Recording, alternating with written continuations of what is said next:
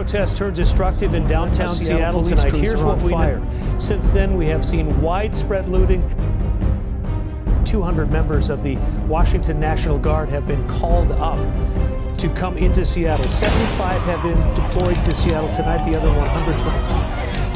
I am also taking swift and decisive action to protect our great capital, Washington, D.C.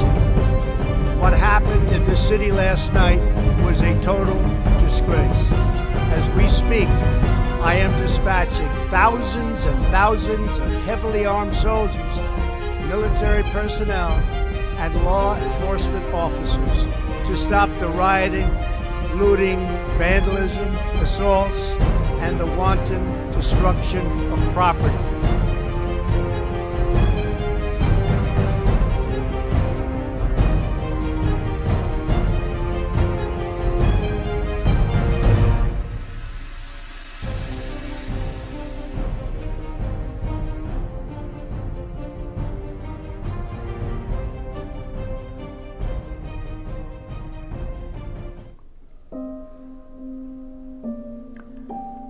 Hello, everybody. Alfred Johnson coming to you again. Listen, we're going to continue our theme on Trump support, why we support the president, why I support the president, and why I encourage blacks and Hispanics, especially, to back the president of the United States. I'm going to bring some things to you that you're not going to be hearing on the news channels, CNN and MSNBC. Listen to me when I'm telling you, these folks are bringing up information that isn't really even true. As I told you on our very first episode, whenever they want to censor the truth, whenever people want to censor the truth, they do it not by just hiding it from you or forcing it from the library shelves or forcing it from the internet, even though they're doing that now. Their primary way of keeping people from knowing the truth is just to muddy the waters. That means they're going to give a bunch of misinformation, a bunch of information that doesn't really even matter. And then they're going to mix that with a bunch of made up stories so that you can't really focus. And they're going to be appealing to the worst part of you, to your fears and to your doubts and to your anger and to your hatred and to your misconceptions. And they're going to be into your resentments. They're going to be appealing to that. They're going to point to who they want you to target, who they want to target, and who they want you to pour your negative, poisonous emotions on.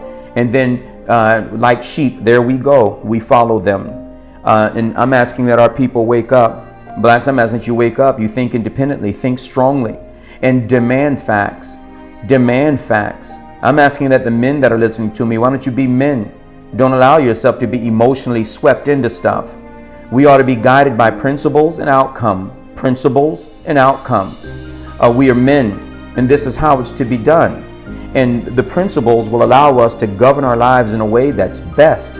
I mentioned to you economically, here goes a principle, that if you work hard, keep making yourself better, invest in your proper thought life, continue to conduct yourself with respect, so that people revere you. Be specific about what you do. Be particular about how you execute your job. Work with energy and with precision. And what's going to end up happening, the kind of man that you become is going to be the kind of man that either is going to run his own business, or your market value, what your value as a human being, will go up, up, up, up, up, up, up, up. And the more time that goes by, the more value and personal leverage in the market you'll have. You're going to end up being able to take care of your family very well. Now, that mentality will help you to understand what you need to be doing politically. If you know that work must be done in order for us to become more mature, in order to perfect ourselves. If you know that hard work and precision and good character is what takes you to the next level, that will translate into certain kind of political things. That is, you already know that since work is the thing that establishes, work is the thing that teaches, working well is what happens to build good character, build proper habits that makes you valuable, then you know that no work, if work is not being done, then those qualities, those habits, those dispositions that you will need for success, they won't be acquired. And you would therefore go into the realm of politics and you would look for what promotes excellence. What policies promote us to be the best that we can be? What policies help us to best prepare, to best do? Because it's only by doing that we become. Then you'll end up recognizing what insidious things hide behind the entitlement programs in our country.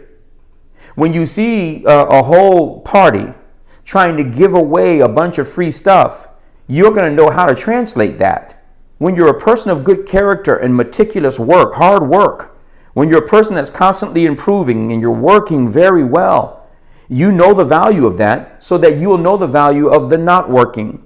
Anytime they provide the entitlements, it means that you're not going to be able to work. You're not going to work hard. You're not going to do it. Your demeanor has already been compromised. You're not going to work to acquire, work to perfect, work through suffering and challenges and the things that make for good character. You won't be able to do it. They will have undermined it by a bunch of free gifts, free food, free housing, and everything else. But let me tell you this: if you don't work, then you don't earn what you could earn. And if you don't earn, then it's a reduction in your learning. If you don't learn, then you don't really become what you should be. And if you don't become, then you cannot express and live the way you are ordained to. This is how faith and family and laws all work together. This is how this stuff works in order for us to understand what's going on in terms of law and how we should be relating with our government and everything else. Well, today, again, I'm going to be talking to you a little bit about the policies that Trump has enacted, what he's done as a leader to really help the black and brown community. And again, I'm specifically speaking to you. Now listen to me. I believe that there's only one race. There's only the human race. And whenever we use the term race, we just use it in a relative sense. It's just something that we use to demarcate blacks from whites to Mexicans, but really there's only one race. So when you hear me speak of race, just know that I really believe there's only one. There's only one human race. We all descended from one and his wife. That's it. And but nonetheless, when I use the term race, I'm just using it in the common sense of dividing one color from the rest and cultures and stuff like that. Okay, so here we go. I'm just going to go over some of the accomplishments of Trump that are absolutely remarkable that you will not hear on the media, or if you hear it, they will either pervert it, twist it, make it fit an evil narrative so that his motives are constantly poisoned. You allow motives to be assigned to him, and then that poisons your understanding of things. Let me just go over a few, and I will be going over these over the next broadcast, just so that you'll hear and know. And I'm just going to, some of these are going to be repetitive. Some are going to repeat, okay? But there's going to be some small nuance that makes it different from the previous one. Here was one right here. Trump finalized the creation of Space Force as our 6th military branch. Now, I know, blacks or Hispanics might be thinking, yeah, but how does that directly help me? That helps nothing, no more than the space program and the doctors and the scientists and the astronauts and the people that are involved with that. It helps the people who are building the rockets and perhaps the people, whatsoever, who work at, whatever. Folks, to have that 6th branch of the American military, you have to be able to look into the future. Now, it takes a person of good character, and by the way, this is why work is needed. This is what entitlement robs us of. See, when you're working, you start realizing how time will work in your favor if you'll cooperate with it. And you'll be able to look into the future about your projects and your plans and how you expect things to manifest in time. And experience will have taught you. The future becomes very valuable to you when you're a person of good character. But when you haven't learned that, the future is just distant. It only matters what makes me feel good right now. And that kind of immature mentality is what's causing a bunch of problems right now. The 6th branch of the American military, especially since we have the economy to dominate in this realm of space, it guarantees, well, as much as possible. I suppose there is no guarantee so long as we decide we're going to be going against God. And you'd be amazed what can happen when God is removed. You'll be amazed at what happens in our own nation, in our own government when God is removed. It's already happening, and you're watching it happening before your very eyes. But nonetheless, if in fact we would regain our footing, our moral footing, our strategic footing, our social footing with each other, if we can regain that, to have a space force that's the 6th branch of the military guarantees a dominance that will protect your children and your grandchildren and your great-grandchildren. So long as America is the greatest economic superpower on the planet, we're going to be able to spend on those kind of projects in a way that would more, in greater probability, secure our children. Are you concerned about your babies? Are you concerned about your grandchildren? Or is it all about you in the now? But if you're concerned about the future, this one act of the president is absolutely remarkable. Let me go to the next. Violent crime has fallen every year he's been in office after rising during the 2 years before he was elected. Now, of course, this one took place, and it definitely took place before this whole COVID and all this other rioting and stuff just began to occur over complete nonsense. And by the way, I'm going to be talking about that later on as well. What incited all of these riots and what the media is doing to feed into a very poisonous and evil narrative, and we're following it. We're believing this bunch of nonsense.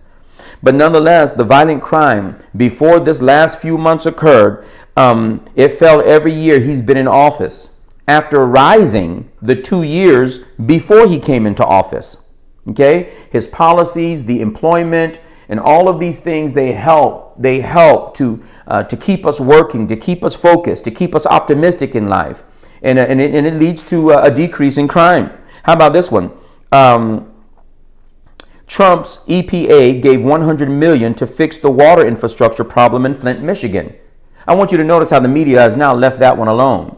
Before, they were saying that politicians don't care about Flint, Michigan. It's a large city, and there's a large black population there. A large black population in Flint, Michigan. And the water was poisoned over there with all kinds of stuff. And officials weren't taking action on it. Our previous president was not taking the kind of action that needed to be taken on it. This president gave $100 million to fix that water problem. And that area of Flint, Michigan is the better off for it.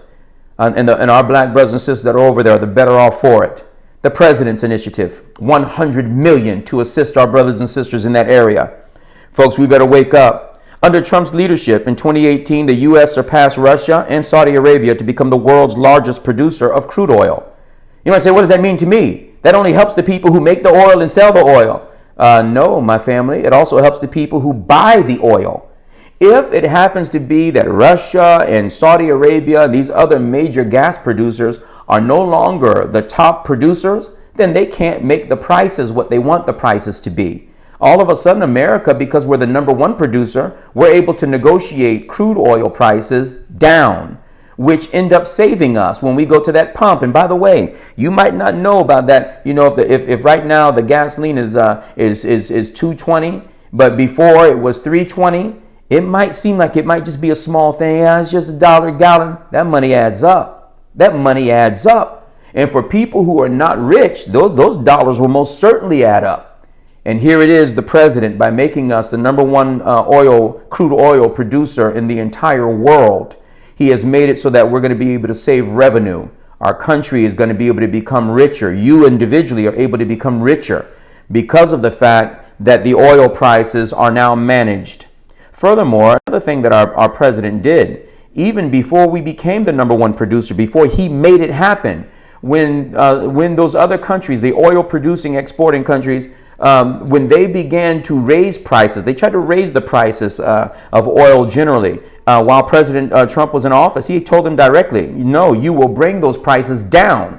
Now you might say, well, how in the world was he able to give orders like that? Oh, that's simple. America is also the largest trade relation that many of these nations have. And if the president clamps down on that trade or taxes there, puts a tariff on their items coming into our country, well, then it's going to hurt them big time. And since the president is willing to do that, they knew they needed to negotiate those prices downward. And they did. And our country has benefited. And you, as a black person, as a brown person, you have won. Again, this is the work of Trump. This is specifically his activity. This had nothing to do with the previous administration. Oil was not one of their prime directives. Okay? Coal was definitely, listen, the previous administration closed so many coal manufacturing centers that is really remarkable. They tried to head towards green energy, I suppose. In the meantime, we're suffering. Our economy was suffering.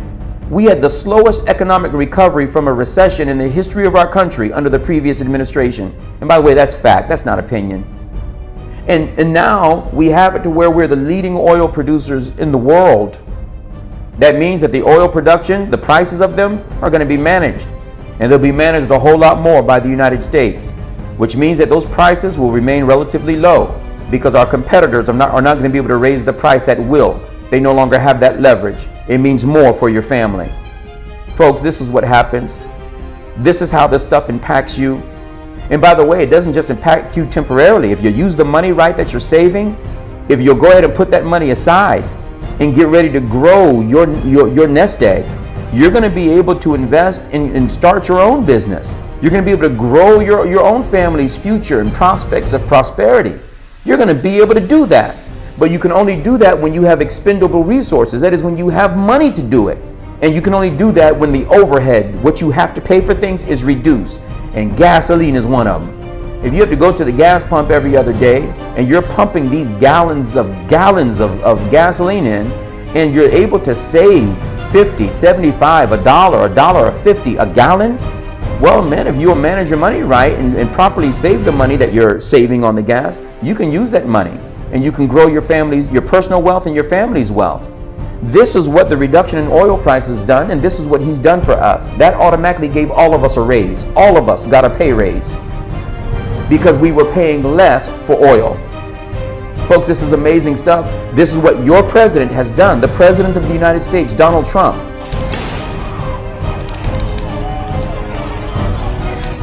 I am also taking swift and decisive action to protect our great capital, Washington, D.C.